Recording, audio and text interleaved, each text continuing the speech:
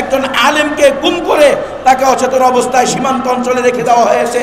আমরা বারবার আপনাদের সামনে আসতেছি একটাই কথা, যে ইসকন উগ্র হিন্দুত্ববাদী সংগঠন বিজেপির এজেন্ডা নিয়ে, আরএসএস এর এজেন্ডা নিয়ে স্বাধীন বাংলাদেশে বিশৃঙ্খলা সৃষ্টি করতে চায়, এদেশের মুসলমানদেরকে কোণঠাসা করতে চায়, এদেশের মুসলিম নারীদেরকে গণধর্ষণের মাধ্যমে তাদের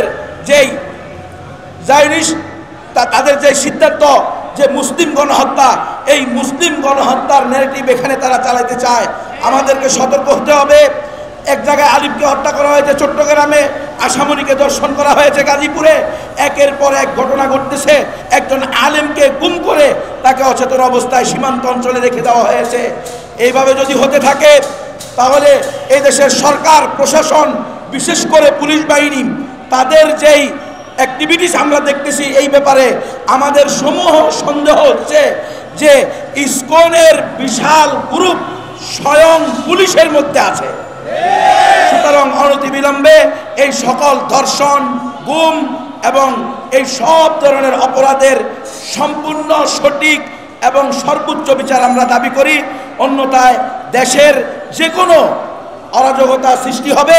এর জন্য দেশের সরকার এবং নিরাপত্তা বাহিনীদেরকে দায়ভার নিতে হবে।